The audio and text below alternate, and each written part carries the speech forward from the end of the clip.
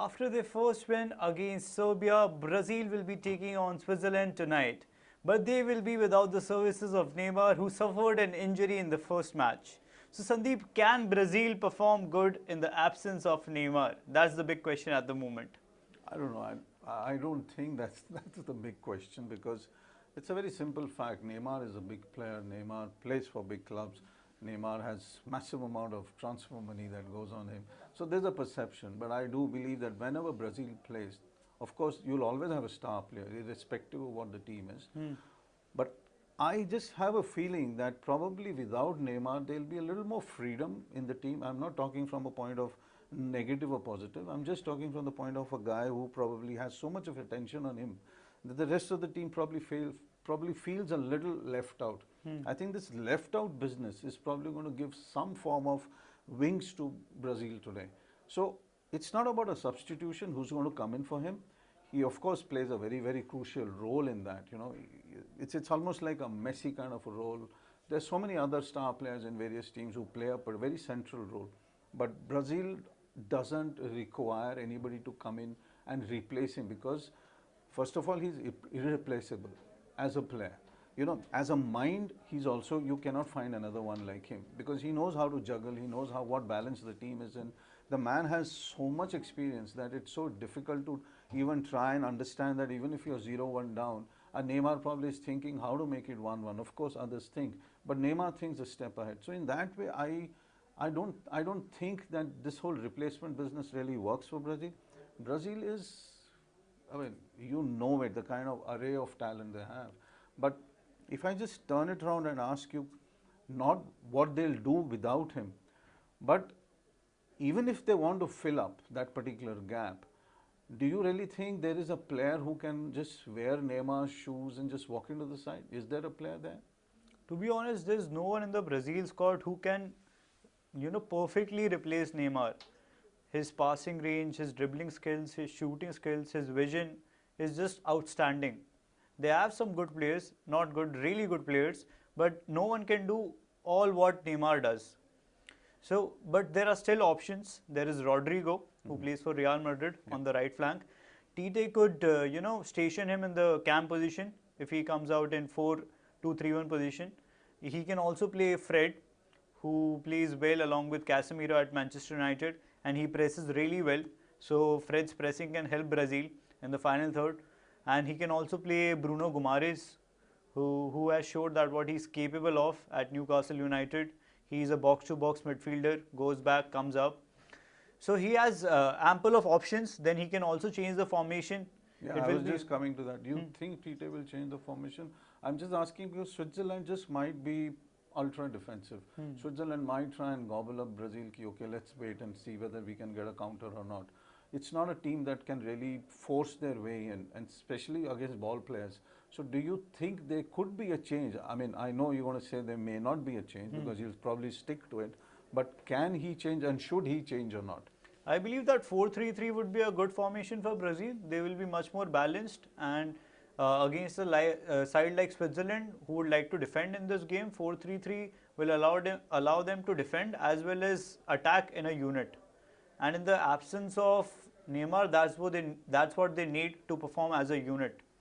So 4-3-3 could be an ideal option. And if he goes for 4-2-3-1, then I feel that Jesus is also a good option. Jesus has been sublime for Arsenal this season. He performs his attacking as well as defensive duties really well. So he could be good in the cam position. But I would, want him to play 4-3-3 and play Fred and Paqueta along with Casemiro in the midfield. But Jesus, sublime for club and sublime for national side are two very different things. You see it with so many players out there. Yeah. Especially though Kevin it can come later, we can probably pick it up, Belgium side and all. But do you think he deserves, number one, deserves a place in the side in terms of the first playing 11? And number two, how does Brazil play him? I mean, he's playing for Arsenal at a very, very different level. But how do you bring that Arsenal player into the national side? Based on his performances for Arsenal, he definitely deserves a call out in the starting 11. Coming forward to where he will fit in well is in the number 9 position, but that would be a false 9. because that's where he thrives, in a false nine position where he has to drop deep, link up with his teammates, win those duels, ground duels, win those aerial battles, link up, move forward, get into the dangerous area and score goals. That's not the case here. That's why Richarlison is preferred over Jesus by Tite. But even it's really hard for him at this moment also to get into the starting 11 despite the absence of Neymar, just because Brazil doesn't play in such a system. So Jesus might not be in the 11. Fred Could be there. Fred could be there. Gumares could be there. And another option that, as we discussed, Fred, Gumares, Paqueta, and yeah, Fred and Gumares could be an ideal option here. I don't think the Brazilian side will be thinking as hard as you are thinking right now as to who they need to play. I mean, it's a fabulous side. But coming back to numbers, I think if you really look at the numbers, I think 60% plus is what the prediction is for Brazil.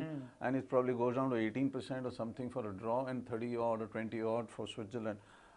I honestly don't think Switzerland can force their way through unless it's a remarkable moment that happens in a game, it's a remarkable change of guard that happens with Brazil, or it's a unusual situation where defensive duties are not being performed. But with Brazil, I think most of their stuff is pretty well covered.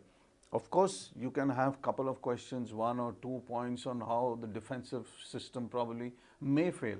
But from goalkeeper onwards, midfield, centre forwards, everything, I think it's a nice little flow happening here. Yeah. Though I still believe they were not at their best against Serbia in that particular game, even though they won 2-0, which was second half goals. But yeah, it's Brazil, Switzerland. One picks up Brazil for sure. What about Xhaka and Shaqiri? They are the veterans in this squad. They will certainly lead the squad against a sturdy side like Brazil. Can they live up to the expectations of the Swiss fans? Well, I think that answer probably also goes to a little northwards from Switzerland onwards. Belgium hasn't really kept up. So, stalwarts, veterans, these are all slightly unusual, aberrations now in this particular World Cup. No, I don't think Shaqiri probably can play a massively big role. Number one, this Brazilian side is not something where you can exploit one particular weakness or 2 or 3. They are a very well knit side. I mean, they have performed at the qualifying level. Most of these players, they are coming in not only from a good club or from a good position, they have actually come in from a very, very strong form vein that is very, very clearly showing. So even if they are not scoring like in the first half, they were creating. It's almost like that Croatia game yesterday against Canada. They were creating. You could understand, you could almost feel that, okay, maybe 5 minutes later, maybe 3 minutes later, there will be one move that will probably be done with. I think for Switzerland, it's basically how you stay back, try and see if you can get a counter, if that much space is provided by Brazil. Otherwise, this is a Brazil match all the way, unless you have a massive Saudi Arabia kind of an upset, which I don't think is possible now. The first initial groups are over. Most of these players, irrespective of teams, have found their feet. They're running well, they're playing well, they have skills which are of a very different level. So Switzerland is a very distant second in this right now. You're right, Sundeep. Switzerland might attack Brazil on counters, but Brazil are the favourites to win here. Moving on to another big clash tonight, which is between Portugal and Uruguay. Ronaldo will be taking on Luis Suarez. They have faced each other in La Liga several times, but this is the big stage. And what could we expect from this mega clash? Well, you're expecting a aged Ronaldo, but a super fit Ronaldo against an aged person who's like, I still feel Suarez is slightly overweight. And you can see it on the field, you can see how he moves and all of that. It is very difficult for him to be playing more than 40-45 minutes. But that also comes in if the entire Uruguay side is probably playing to a level where they can feed him, where he can have those runs that we are so used to seeing, or we were used to seeing in the past. But at this moment of time, if you really want to pick a player from these two, I think it's not a very difficult pick. It's an easy pick that Ronaldo is up there. And Ronaldo has something that most players don't. I mean, his fire is of a very different level. His fire is personal. His fire is also very individual. But at the same time, most of these individual players, irrespective of what sport you are in, when it comes to team, they lift the team. Now, Portugal has been lifted. You know, that last win that they had was pretty electric for them. I think they can just probably just continue in that Build same upon way. that. Yeah, and build up and figure out how to get past Uruguay. But I don't know, if you are seeing two players from Uruguay, let's put it that way, which are those two players that you feel will make it? Or by when I say make it, are going to have an influence against Portugal? Which are those two players that you think can have an influence? One midfielder that I believe can make a big impact is Valverde. He had a huge influence in the first game. His shot hit the woodwork. He was unlucky. And he has also shown at Real Madrid this season that he can not only govern in the midfield but also get into the dangerous area and score those pivotal goals. So Valverde is the one player that Uruguay can capitalize on. And another player is Darwin Núñez. He wasn't True. so good in the first game.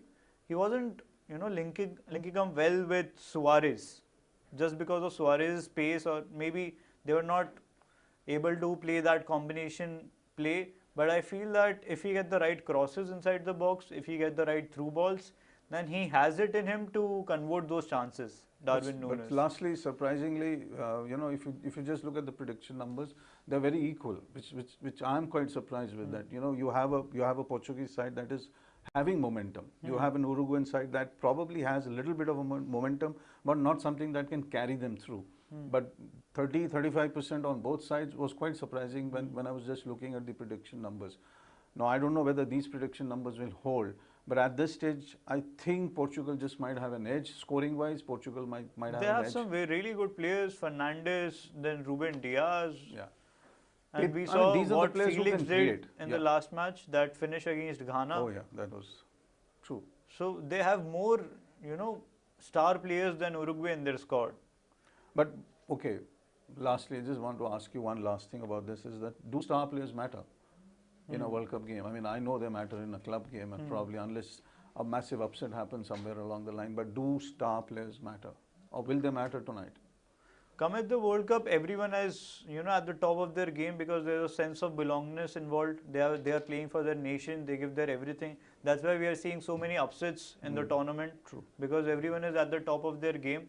So on the basis of perspective, we need to take into consideration that star players are there in that team.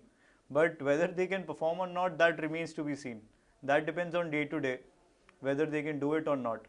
But Portugal certainly has a better side here, although it will be a tight contest, because what we saw from Uruguay in the first match, they're really good defensively, but they need to thrive up front. That's where they can, it will be make it or break it against Portugal. Moving forward to the another clash between South Korea and Ghana at 6:30 today. This is also a really interesting duel between the Group H contenders. In this fixture, what can we expect, Sundeep? I think honestly, we're looking at a draw. I mean, draws are sometimes exciting, but this certainly looks like a pretty dull, drab draw right now, unless one of these sides, hits goals much early. Because once you cross into that second half, then it's about getting that 1 point. Nobody wants to, be in that position where you're going to lose 3 points and all of that. I don't see either of the sides really. One actually had much expectations from African sides, but for some reason they are all like, we so many times we speak about this. They're so muddled in the midfield that they just probably forget that they're going to score goals. I think South Korea has other issues, which is just one big star, everything revolving around them. They did create in the last game, but I didn't see them making of such a big threat that they would have got those goals. The threats were once in a while, one or two big chances. That's it. So, and that every team reads it, that this is what they have. With Ghana, there was so much more. There was so much more skill. There was so much more, creativity happening. And the coach adapted to the situation, I felt, against Portugal. Absolutely. In Ghana's case. Yeah. They came late into the game. They came very late into the game. They could have easily got those goals in the first half. I know it's easy to say they could have got those goals, but they were in the positions from where they should have scored. Now, once you get past that and then you come into a second half kind of a situation where a position in the group is at stake, then I think everything is up for 1 point. So, for me, it looks like a draw right now. We are witnessing at the World Cup that until the Yeah. half-time mark, there are a lot of games which are played nil-nil. Mm. So, do you think that temperature or rising heat is the reason? But although there are ACs in the stadium, but what could be the reason behind this, according to you? I think the point that you're making probably may hold good in the second half when you're already, you've sweated quite a bit. Those legs are going to last or not. But a first half, I think, is more about sizing up the opposition. How far can they go? The first team that takes the initiative to score. You look at the Canadian game, the way it happened. It was a perfect ball. It was right up front. It was a superb header. One of those really great headers that you can, watch. I mean, it was almost like taking a shot. The header was so powerful. But after that, again, they are playing full on. They are playing full on, which they should not have. I think any team that wants to take an opportunity, wants to seize the opportunity and probably play a little fuller or probably play higher, is the team that's going to get the goals. But in this particular fixture, I don't see both of them probably wanting to do that. It's just they're wanting to probably go into the last game. I don't remember which team is in that pool which they're going to play last. South Korea, Ghana, Portugal, and Uruguay. So the last game is what they're probably going to count on. This is the one where if they get the goals, it will be Ghana versus Uruguay and South Korea versus Portugal. The last. Well, game. you have to give Ghana a little more credit out there. They can get past Uruguay out there. Yeah. They have the power in their legs at least to get but past they Uruguay. need to have a positive result today. A 1 point would probably be Yeah. would probably be positive for them. That's the way I think today. Yeah. World Cup is turning out to be really interesting. There's a match going on right now between Cameroon and Serbia. Cameroon scored in the 40th minute, but Serbia has bounced back after scoring 2 goals in the injury time of first half. So stay tuned to the World Cup. Keep watching the World Cup. We'll keep delivering such updates on everyday basis. That's it for now. Stay tuned. Stay connected. This is Hardik Agrawal signing off.